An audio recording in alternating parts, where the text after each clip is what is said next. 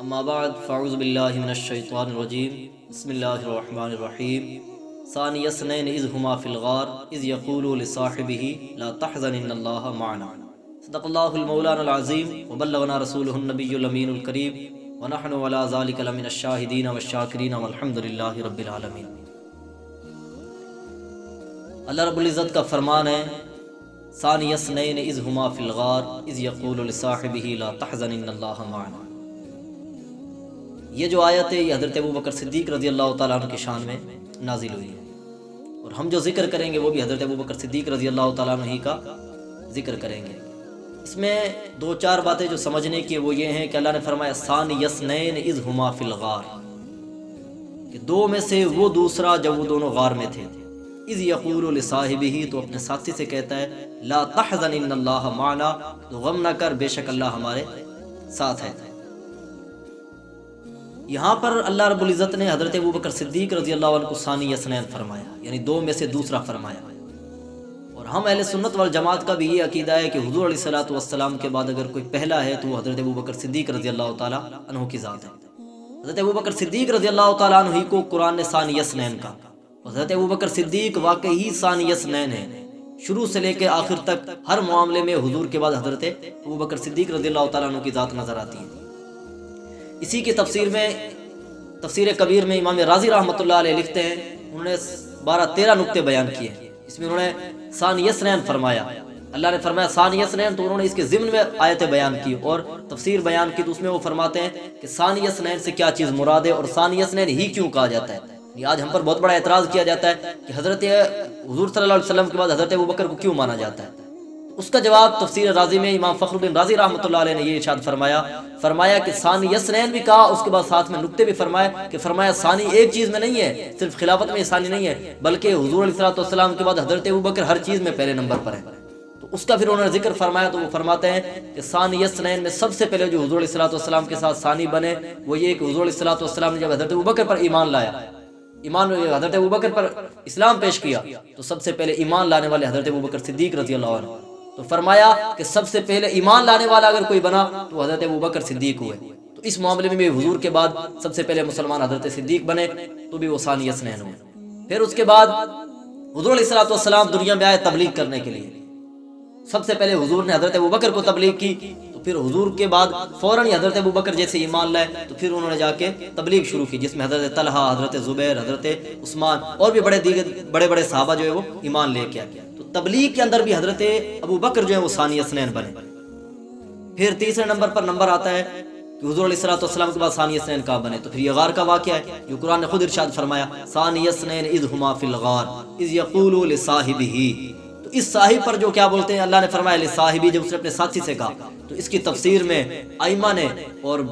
بخاری کی حدیث ہے تو اس کے اندر امام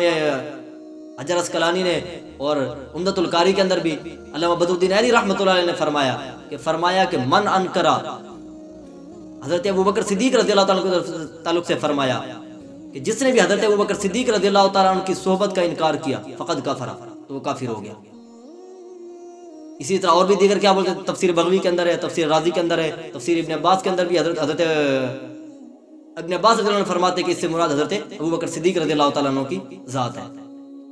تو لصاحبہ ہی کے بارے میں فرمایا کہ تمام صحابہ کی صحابیت کا انکار کوئی کر دے، گمراہ ضرور ہو سکتا ہے، بددین ضرور ہو سکتا ہے، لیکن کافر نہیں ہوگا۔ اس کے برعکس اگر کسی نے حضرت ابوبکر صدیق رضی اللہ تعالیٰ عنہ کی صحابیت کا انکار کیا تو وہ کافر ہو جائے گا، ایک بات۔ دوسرا، یہاں پر حضرت ابوبکر صدیق رضی اللہ تعالیٰ عنہ کی شان میں جو حضرت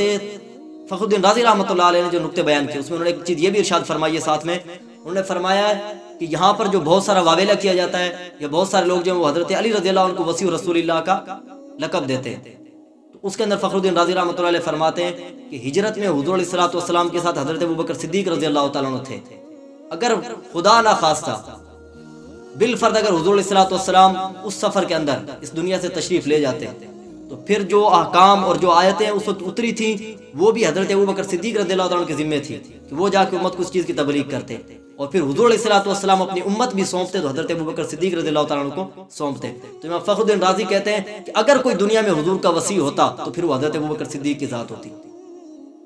اتنی بڑی شان بیان کی امام فخر الدین رازی رحمۃ اللہ علیہ نے۔ تو یہاں پر بھی ثانی اثنین بنے حضرت ابوبکر صدیق، یعنی غار میں بھی قرآن نے بھی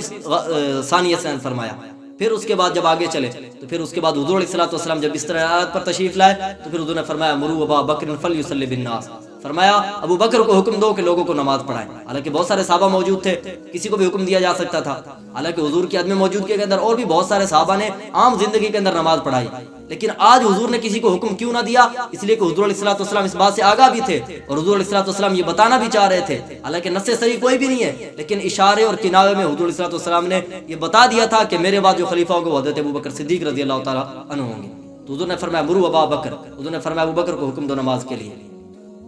حالانکہ حضرت عمر موجود تھے، حضرت علی رضی اللہ تعالیٰ عنہ موجود تھے، اس کے علاوہ بڑے بڑے صحابہ حضرت عبیدہ ابن جراح بھی موجود تھے، حضرت حذیفہ بھی موجود تھے، لیکن حضور نے کسی کو ارشاد نہ فرمایا، بلکہ حضور نے فرمایا ابو بکر کو حکم دو۔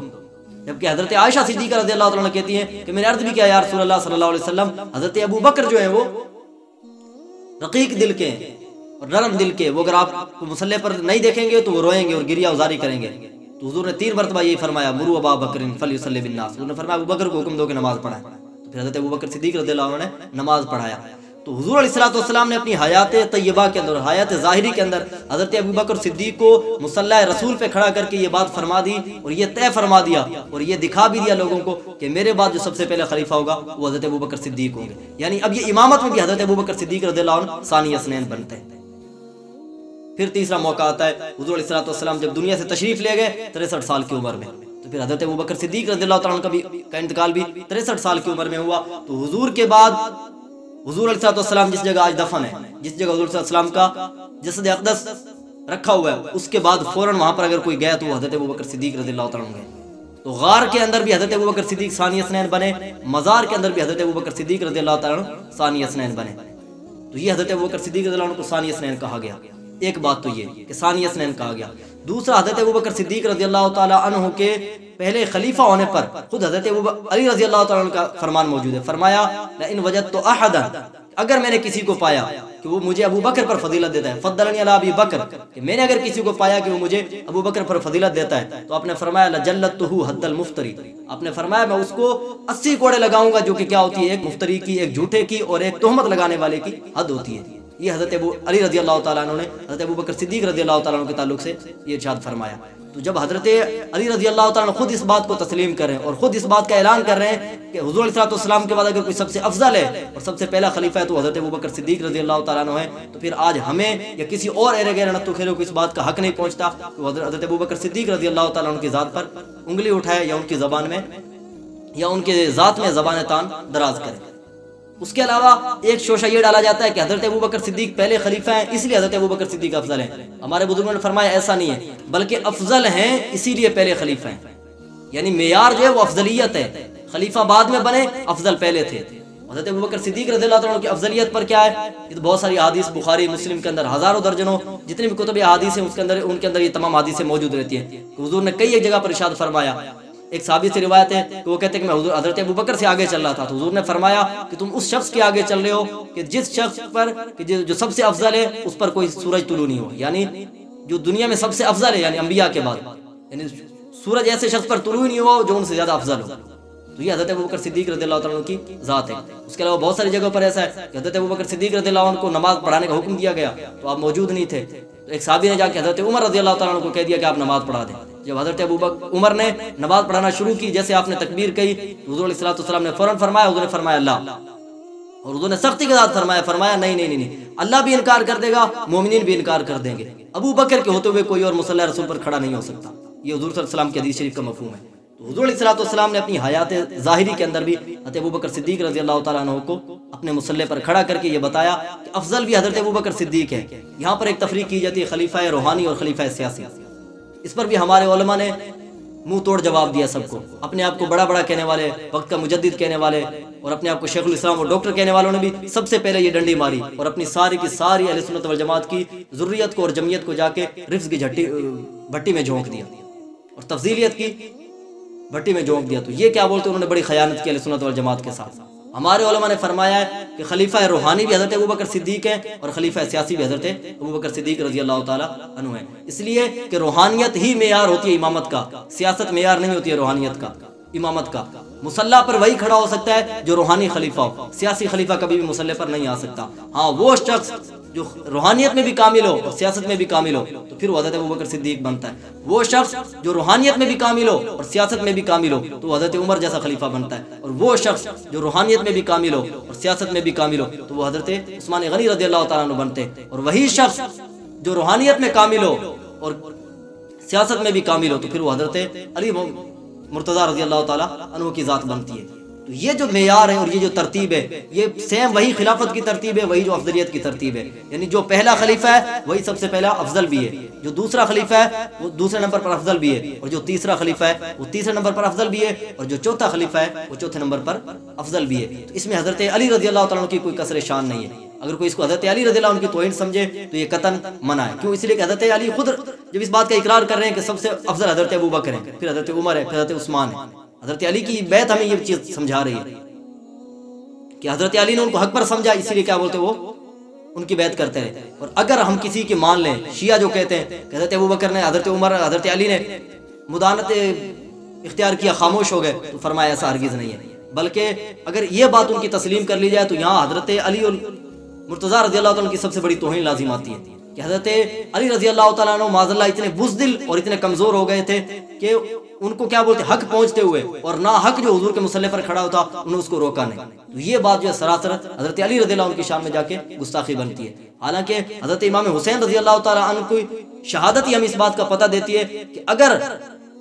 हज़रत अबू बकर सिद्दीक हक पर ना होते तो फिर हज़रत अली रज़ियल्लाहु अन्हु कभी उनकी बैत ना करते। क्यों? इसलिए कि जब यजीद हक पर ना था तो फिर हज़रत इमाम हुसैन रज़ियल्लाहु ताला अपने 70 लाशें दे के भी ये बात तस्लीम करवा दी और ये बात हम सबको समझा दी कि फरमाया कि फिर जान की परवाह नहीं करनी। अगर कोई ना हक बादशाह बन जाता है और ना हक कोई खलीफा बनने की कोशिश करता है तो फिर ये अली की औलाद है कि जो अपना सारा का सारा कुंबल उठवा देती है लेकिन ना किसी की बैत नहीं करते। तो हज़रत अबू बकर की अगर बैत की गई हज़रत अली की तरफ से तो फिर ये बात तय है और ये बात लाजिम शुदा है कि हज़रत अबू बकर सबसे अफजल थे और हज़रत अली रज़ियल्लाहु ताला इस बात के सबसे ज्यादा गवाही देने वाले थे। एक चीज। दूसरी ये कि अल्लाह ने फरमाया इन्ना अक्रमकुम इंदल्लाहि अत्काकुम, कि तुम में से इंदल्लाह सबसे मुकर्रम वो है कि जो ज्यादा तकवे वाला है। ये पहला कायदा अल्लाह ने बयान फरमाया इन्ना अक्रमकुम इंदल्लाहि अत्काकुम, कि तुम में से बेहतर वो है जो, और अल्लाह के नज़दीक पसंदीदा वो है जो तकवे वाला ज्यादा है, यानी जिसका तकवा ज्यादा है। तो ये पहला कायदा हुआ। तो फिर हमने खुद ही अल्लाह से सवाल कर लेते हैं या हम खुद ही कुरान से पूछ लेते कि या अल्लाह तू ही बता कि फिर सबसे ज्यादा मुत्तकी कौन है। तो अल्लाह ने खुद आगे फरमाया अल अत्का युती मालहू यतज़क्का। तो ये लफ्ज़ अत्का जो है इसके अंदर तमाम मुहद्दिसीन और मुफस्सिरीन का इजमा है कि इससे मुराद हज़रत अबू बकर सिद्दीक रज़ियल्लाहु ताला अन्हु की ज़ात मुराद है। तो जब जिसको कुरान अल्लाह ने बयान फरमाया कि मुत्तकी लोग अल्लाह के सबसे ज्यादा करीब हैं, उधर खुद कुरान ने उनको अत्का कह दिया। तो मुत्तकी जब ज्यादा करीब हो सकता है तो अत्का तो उनसे भी ज्यादा करीब है। तो अल्लाह ने फरमाया कि ये अल्लाह रब्बुल इज्जत का यही कायदा है। और कुरान और हदीस की रोशनी में अगर तुम देखो, इसको मंतकी तौर पर भी अगर हल करो तो हज़रत अबू बकर सिद्दीक रज़ियल्लाहु ताला अन्हु की ज़ात जो है पहले नंबर पर आती है। इसलिए कि हर वो शख्स जो मुत्तकी अल्लाह के नज़दीक ज्यादा पसंदीदा और महबूब है, और जो मुत्तकी वो पसंदीदा है तो जो अत्का होगा तो वो हज़रत अबू बकर सिद्दीक रज़ियल्लाहु ताला अन्हु ही है, तो फिर वो सब ज्यादा पसंदीदा होंगे। और फिर एक बात और कि अल्लाह ने फरमाया इन्नमा यख्शल्लाह मिन इबादिहिल उलमा, अल्लाह से डरने वाली उलमा की ही जमात है। कि जो जितना ज्यादा इल्म वाला होगा वो उतना ज्यादा अल्लाह से डर वाला भी होगा, जो जितना ज्यादा डर वाला होगा वो उतना ज्यादा इल्म वाला होगा, यानी जिसका जितना ज्यादा इल्म होगा उसका डर भी उतना ही ज्यादा होगा। तो यहाँ जब लफ्ज़ अत्का फरमाया गया यानी सबसे मुत्तकी हज़रत अबू बकर सिद्दीक है, तो फिर पता चला कि सबसे बड़े आलिम भी हज़रत अबू बकर सिद्दीक रज़ियल्लाहु ताला अन्हु ही की ज़ात है। इसलिए कि डर वही ज्यादा सकता है जिसका इल्म ज्यादा हो, जिसका इल्म कम है उसका डर भी कम होगा। जिसकी जितनी ज्यादा अल्लाह के नज़दीक क्या बोलते मुकर्रम होगा और जितना ज्यादा इल्म होगा उसका डर और खशियत और तकवा उतना ही ज्यादा होगा। तो ये भी कुरान ही से पता चला कि सबसे बड़े आलिम भी अगर कोई है तो हुजूर की उम्मत में हज़रत अबू बकर सिद्दीक रज़ियल्लाहु ताला अन्हु हैं। लास्ट बात वो ये कि सानी यसनैन जिसको कहा गया वो हर एक जगह सानी यसनैन है। हुजूर ने हज़रत अबू बकर सिद्दीक रज़ियल्लाहु अन्हु के बारे में फरमाया अंत साहिबी फिल गार व अंत साहिबी अलल हौज़। हुजूर ने फरमाया अबू बकर तू गार में भी मेरा साथी है और हौज़े कौसर पर भी तू मेरा साथी होगा। तो यहाँ हुजूर ने सानी यसनैन का क्या मतलब, गार में हज़रत अबू बकर सानी यसनैन ठहरे तो फिर जाके हौज़ के मैदान हौज़े कौसर पर भी हज़रत अबू बकर सिद्दीक की सानी यसनैन ठहरेंगे। और दूसरा हुजूर ने फरमाया कि क़यामत के दिन सबसे पहले मैं कब्र से निकलूंगा, फिर अबू बकर निकलेंगे, फिर उमर निकलेंगे। तो यहाँ पर भी हुजूर ने हज़रत अबू बकर सिद्दीक रज़ियल्लाहु अन्हु को सानी रखा کہ سب سے پہلے میں قبر سے نکلوں گا، پھر ابو بکر نکلیں گے، اور پھر اس کے بعد قرآن کو اگر تم دیکھو تو سب سے پہلے سورہ والضحیٰ ہے، سورہ ضحیٰ آئی، اس سے پہلے حضرت ابوبکر صدیق رضی اللہ عنہ کے لیے سورت اتری، تو سورہ ضحیٰ بعد میں، اور جو حضرت ابوبکر کے لیے جو سورت اتری وہ پہلے ہے۔ تو قرآن کے اندر بھی جہاں سورت آئی ہے اس میں اللہ نے حضرت ابوبکر کے لیے فرمایا وَلَا سَوْفَ يَرْضَىٰ، اور حضور کے لیے فرمایا کہ ان قریب آپ کا رب آپ کو اتنا دے گا کہ آپ راضی ہو جائیں گے۔ تو یہاں ایک تردا اور ایک یردا،